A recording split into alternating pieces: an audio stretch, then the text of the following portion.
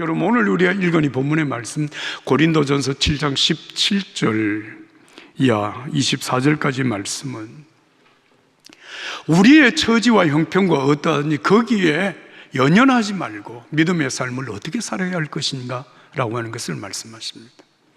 먼저 여러분 본문 17절부터 20절까지 말씀을 한 목소리 읽겠습니다. 오직 주께서 각 사람에게 나누어 주신 대로 하나님이 각 사람을 부르신 그대로 행하라. 내가 모든 교회에서 이와 같이 명하노라. 할례자로서 부르심을 받은 자가 있느냐? 무할례자가 되지 말며, 무할례자로 부르심을 받은 자가 있느냐? 할례를 받지 말라. 할례 받는 것도 아무것도 아니요 할례 받지 아니하는 것도 아무것도 아니로되 오직 하나님의 계명을 지킬 따름이니라. 각 사람은 부르심을 받은 그 부르심 그대로 지내라. 할렐루야.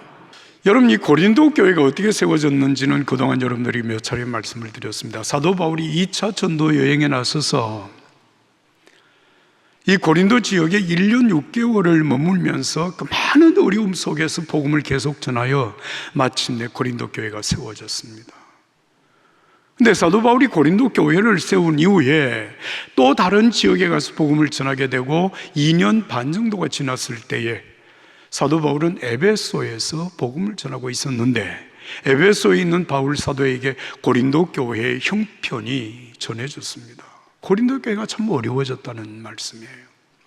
교회 안에서 여러 가지 문제로 말미암아 교인들 간에 갈등이 일어나고 분쟁이 일어나고 참 교회가 어려워졌다라고 하는 이야기를 듣고 사도 바울이 써서 보낸 글이 고린도 전서와 후서입니다.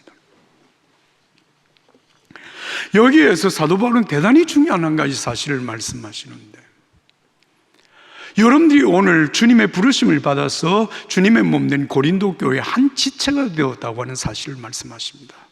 주님의 몸된 교회 한 지체가 되고 성도가 되는 일에는 단 한 가지 조건이 있는데 그 조건이 무엇이냐 하면 하나님이 여러분들을 부르셨다라고 하는 사실입니다.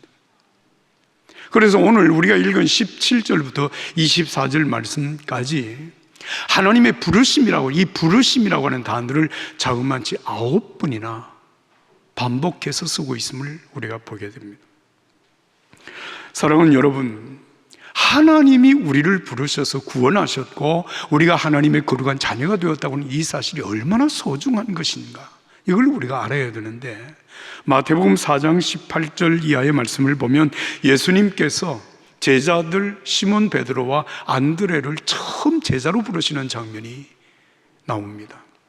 제가 읽습니다. 갈릴리 해변에 다니시다가 두 형제 곧 베드로라는 시몬과 그의 형제 안드레가 바다에 그물 던지는 것을 보시니 그들은 어부라 말씀하시되 나를 따라오너라. 내가 너희를 사람 낚는 어부가 되게 하리라 하시니 그들이 곧 그물을 버려두고 예수를 따르니라.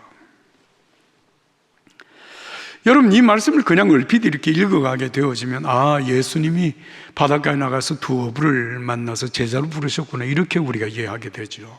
그런데 이 말씀을 조금 주의 깊게 읽어보면 여러분, 굉장히 중요한 뜻이 있어요. 예수님께서 그날 바닷가에 나가신 목적이 있습니다. 그 목적은 제자를 부르시기 위해서 나가셨습니다. 그리고 그 바닷가에 나가서 두 어부가 고기 잡는 것을 보시니 이렇게 말씀했는데, 여기 보셨다라고 하는 말은 그냥 힐끗 지나가다가 보았다 그런 얘기가 아니고 그들이 고기 잡는 모습을 유심히 관찰하셨다는 얘기입니다. 다시 말하면 하나님의 나라를 이 땅에 세우는 일을 위하여 저 사람들이 그 일에 합당한 사람인가 라고 하는 문제를 두고 예수님께서 세심하게 관찰하셨다는 것입니다. 그리고 그들에게 이렇게 제안을 하죠. 나를 따라오면 내가 이제 여러분들을 사람 낚는 어부가 되게 하겠습니다. 예수님 부르시는 목적을 분명히 밝히십니다. 그러니까 이들이 모든 것을 버려두고 예수님을 따라 예수님의 첫 번째 제자가 되었다는 말씀이에요. 여러분, 이 말씀을 여러분 생각해 보세요. 예수님께서 하나님의 나라를 이 땅에 세울 동력자를 부르실 때 여러분, 지나가다가 아무나 만나서 괜찮겠다 그래서 부르신 것이 아니라 주님의 친밀한 계획과 그 섭리 속에서 그들을 선택하여 부르셨고, 그 부름을 받은 어부들은 대단한 결단을 하고 예수님을 따랐다는 말씀입니다. 어떻게 대단한 결단을 했는가? 여러분, 지금까지 자기들이 살아온 모든 삶을 다 내려놓고 예수님을 따름으로 제자가 된 것이거든요. 이게 얼마나 대단한 결단입니까? 예수님의 선택도 치밀한 계획과 섭리 가운데서 선택하셨고, 그 선택의 부르심 속에서 따르는 제자들도 정말 엄청난 결단을 통해서 이루어진 것이라고 하는 말씀입니다. 에베소서 1장 3절 이하의 말씀을 보면 그 하나님의 선택과 부르심의 심오한 뜻을 이렇게 말씀하십니다. 하나님 곧 우리 주 예수 그리스도의 아버지를 찬양합니다. 하나님은 그리스도 안에서 하늘에 속한 모든 신령한 복으로 우리에게 복을 주신 분이십니다. 하나님은 세상이 창조되기 전에 그리스도 안에서 우리를 선택하셔서 사랑 가운데서 그 앞에 흠이 없게 하셨습니다. 하나님은 그분의 기뻐하시는 뜻을 따라 우리를 예정하셔서 예수 그리스도로 말미암아 하나님의 양자가 되게 하셨습니다. 여러분, 오늘 저와 여러분들이 하나님의 부르심을 받아서 하나님의 자녀가 된 것, 이게 여러분 얼마나 대단한 하나님의 일이었는가라고 하는 것을 말씀하시는 거예요.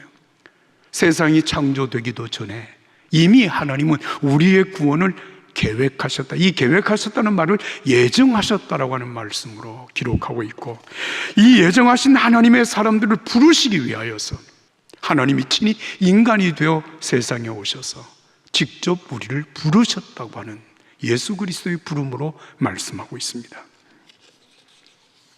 사랑하는 여러분, 오늘 우리가 예수 믿고 구원받았다고 하는 것이 여러분 우연한 사건이 아닙니다. 어쩌다가 된 일이 아닙니다. 하나님의 이 완벽한 계획 속에 선택과 부르심으로 이루어진 것입니다. 한순배 목사님이 몇 년 전에 은퇴를 하시면서 후임 목사님을 선택한 일에 대하여서 제게 들려준 이야기가 있습니다. 그 목사님은 내가 목회를 하는 동안에 교회를 어떻게 섬기느냐가 참 중요하지만 사실은 은퇴 이후에 새로운 후임자가 그 목회를 어떻게 하느냐라고 하는 것이 정말 중요하다고 말씀을 했어요. 지금까지 사역해온 그 모든 수고가 더 아름다운 열매로 충만해질 수도 있고, 예수님이 오시는 그날까지 교회가 정말 하나님의 기쁨으로 세워질 수도 있지만, 만약에 여러분 그 목회 후임자가 잘못하게 되면, 그런 일이 없겠지만 잘못하게 되면 지금까지 우리 종교교회로 말하면 122년 동안의 역사가 한순간의 어려움을 겪을 수도 있고 예수님 앞에 어떻게 설지는 예측할 수 없다고 하는 의미에서 여러분, 새로운 목사님을 청빙하는 일이 얼마나 중요한가라고 하는 것을 우리는 생각하게 됩니다. 그래서 여러분들이 매주 1시간씩 하나님 앞에 이 문제를 놓고 집중적으로 기도하는 것은 대단히 중요한 기도가 되는 것입니다. 그런데 그 은퇴하시는 선배 목사님이 이렇게 말씀하신 거예요. 나는 정말 이 교회 후임자로 오실 목사님을 일찍이 마음에 정하고 그 목사님을 초청해서 교회에서 설교를 하게도 하시고, 오랫동안 그 목사님과 교제하면서 정말 목회자의 성품이 어떠한가를 다 검토하고 은퇴하시면서 후임 목사님을 당회에서 결정해서 청빙을 했다는 거예요. 여러분, 그 교회는 실상 전임 목사님과 후임 목사님이 교회를 잘 섬겨서 지금까지 교회가 꾸준히 성장하고 부흥하고 있는 것을 제가 보게 됩니다. 이 목사님이 중요하게 생각했던 것은 적어도 10년 이상 목사님을 주의 깊게 살펴보며 교제하면서 목사님을 모시게 되었다라고 하는 얘기였습니다. 저는 이 목사님의 말씀을 들으면서 오늘 하나님께서 저와 여러분들을 선택하신 이 선택이 얼마나 위대한 선택이고 그 부르심이 얼마나 놀라운 부르심인가라고 하는 사실을 깨닫게 된 것입니다. 그래서 로마서 11장 29절에 하나님의 은사와 부르심에는 후회하심이 없다고 말씀을 하셨어요. 후회함이 없다고 하는 이 말은 하나님의 선택과 하나님의 부르심에는 결코 취소되거나 무효될 수 있는 일은 없다는 얘기입니다. 저는 가끔 제가 정말 하나님의 종으로서 이렇게 살면서 때로는 하나님께 내가 미치지 못하는 부분이 있구나는 사실들을 생각하게 되면 하나님 앞에 주저하지 않고 회개하며 여기까지 왔습니다. 그러나 오늘 제가 하나님 앞에서 그리고 여러분 앞에 이렇게 서서 목회자로 살아온 것은 내가 회개하고 내가 정직하게 살았기 때문이기도 하겠지만 그보다 더 큰 것은 하나님이 나를 예정하시고 선택하시고 부르심의 은혜 때문에 하나님 앞에 있음을 저는 믿습니다. 우리의 믿음이 그렇습니다. 여러분, 오늘 본문으로 들어가 보게 되면 이 하나님의 완벽한 계획과 선택과 부르심을 통해서 세워진 교회가 고린도 교회입니다. 그런데 이 고린도 교회 안에 할례를 받았느냐 할례를 받지 않았느냐라고 하는 이 문제를 가지고 교인들이 서로 갈등하고 문제가 일어나고 있었습니다. 이 일에 대하여서 하나님은 사도 바울을 통하여서 단호하게 말씀하십니다. 예수 믿음으로 구원받은 하나님의 자녀들에게 할례를 받았냐 할례를 받지 않았냐 이것은 중요한 것이 아니라는 겁니다. 다시 말하면 여러분, 할례를 받은 사람들 중에 예수 믿어 구원받은 자들과 할례를 받지 않은 사람들 중에 예수 믿어 구원받은 사람, 이 사람들이 어떤 사람들인가 하면 할례 받은 자들은 전통적으로 유대인들이고 할례를 받지 않은 자들은 이방인들입니다. 그들이 예수 그리스도를 믿음으로 여러분 구원을 받고 주님의 한 몸된 교회 고린도 교회를 이루게 된 것이거든요. 그런데 오늘 사도 바울을 통해서 말씀하십니다. 그것이 중요한 것이 아니야. 원래 유대인이냐 아니면 이방인이었느냐, 할례를 받았냐 할례를 받지 않았냐, 이 사실이 중요한 것이 아니고 정말 우리들에게 중요한 것은 오직 하나님의 계명을 지키느냐라고 하는 것이 중요한 것이다. 이 말씀을 오늘 하신 거예요. 할례를 받지 않은 상태에서 부름을 받았다면 할례를 특별히 지울 이유도 없고, 할례를 받지 않은 사람은 굳이 다시 할례를 받아야 될 이유가 없다. 하나님의 말씀에 순종하고 하나님의 말씀을 지켜가는 것이 우리 신앙생활의 가장 중요한 일이라고 말씀하신 것입니다. 제가 요셉을 제 신앙의 모델로 삼고 오늘까지 살아왔는데요, 저는 요셉을 보면 참 이 부분이 너무 좋다고 생각을 해왔습니다. 그게 뭐냐면 요셉은 자신의 삶의 형편이 어떠하든지 그 형편을 핑계 삼거나 빙자해서 여러분 신앙의 요동이 오지 않았다는 것입니다. 형편이 어렵다고 뒤로 물러선 적도 없고 형편이 좋아졌다고 해서 자만하거나 교만하지도 않았습니다. 이를테면 부모님과 형제들과 함께 고향 땅에 머물 때나 노예로 팔려가서 여러분 애굽에서 노예 생활을 할 때나 누명을 쓰고 감옥 속에 죄수의 모습으로 살 때나 하나님의 은혜로 그가 애굽의 총리가 되어서 총리로서 나라를 섬길 때나 그의 중심은 조금도 흔들림이 없습니다. 변함이 없습니다. 하나님과 사람 앞에 여러분 한결같은 믿음으로 섬긴 사람이 요셉이었습니다. 주변에서 가끔 어떤 사람은 내 형편이 좀 더 좋아지면 지금보다 더 잘할 것처럼 생각하는 사람들이 있더라고요. 돈을 좀 더 많이 벌면 내가 11조를 많이 하겠습니다. 내 지위가 좀 더 좋아지면 그때는 더 자유로운 모습으로 내가 하나님을 열심히 섬기겠습니다 라고 하는 사람들이 있어요. 여러분 과연 그럴까요? 확실한 것은 그럴 사람은 내 형편과 처지가 어떠하든 관계없이 지금 그렇게 사는 사람들만이 여러분 앞으로도 그렇게 살 수 있다고 하는 사실을 우리는 잊지 말아야 할 것입니다. 하나님의 은혜가 여러분들의 삶 속에 함께 하기를 예수님 이름으로 축복합니다.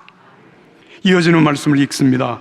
고린도전서 7장 21절부터 24절 말씀입니다. 21절부터 24절 다 같이 읽습니다.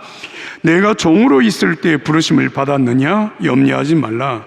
그러나 내가 자유롭게 될 수 있거든 그것을 이용하라. 또는 자유할 수 있어도 그대로 지내라.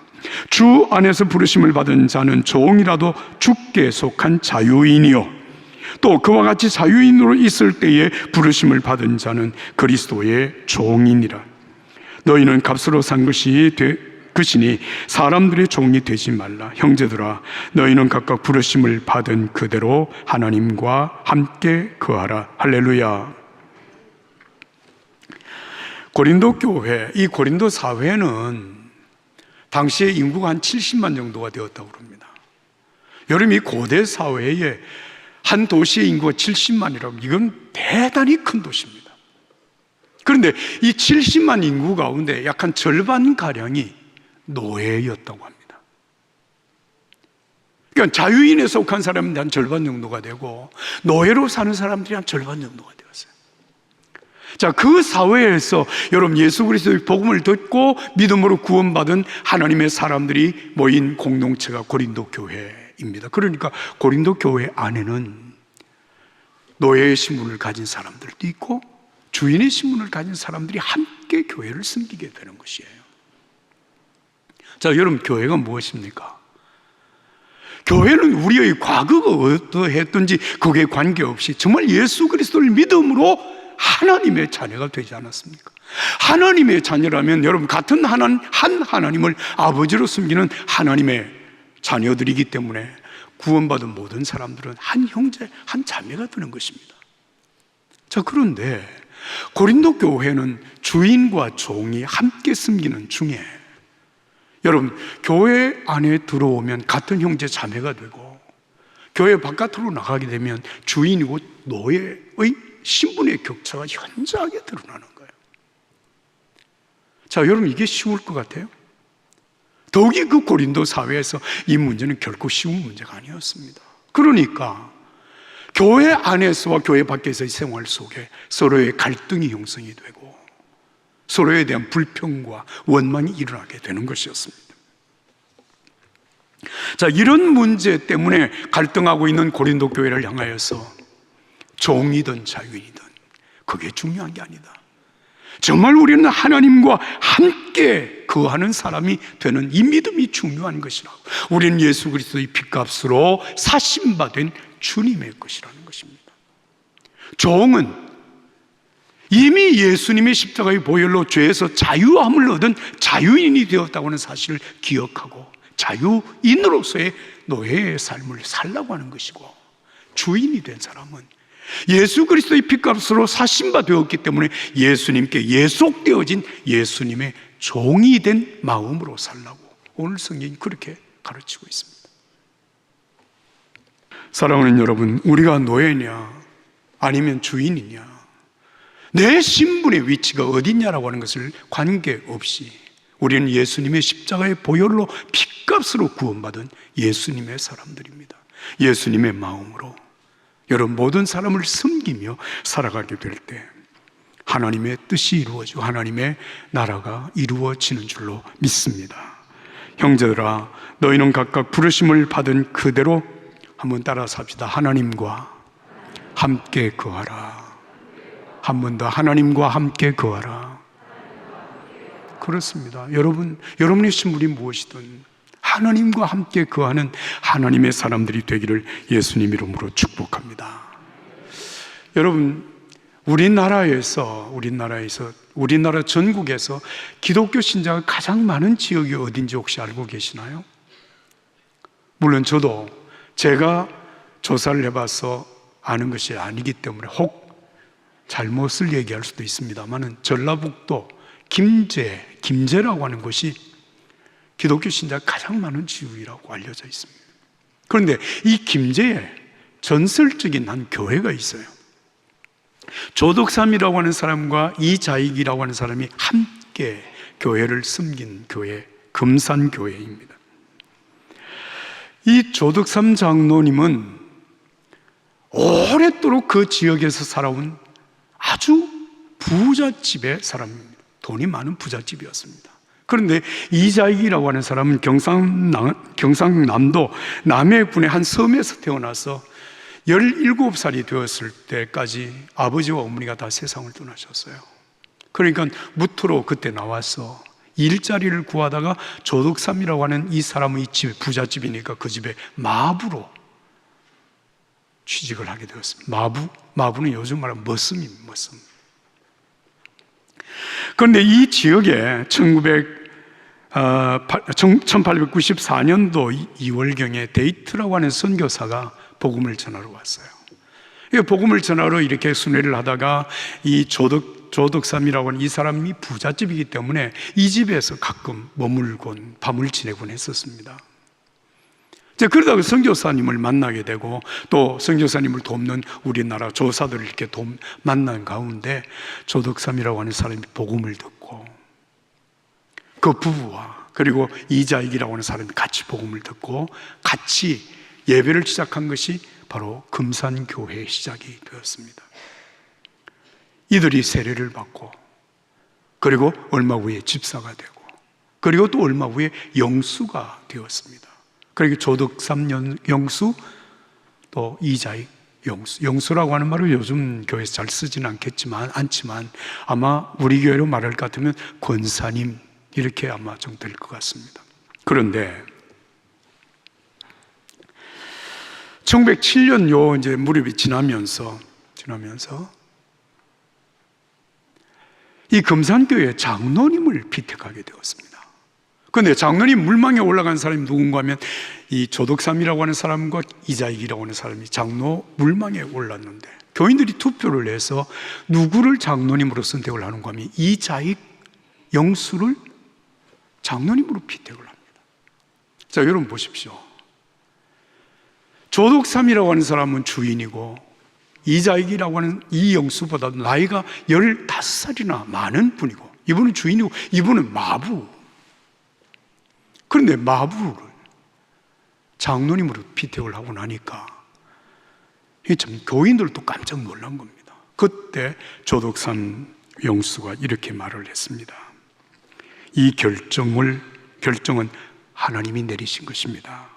우리 금산교회 교인들은 참으로 훌륭한 선택을 하셨습니다. 저희 집에서 일하고 있는 이자익 영수는 저보다 신앙의 열정이 훨씬 더 대단합니다.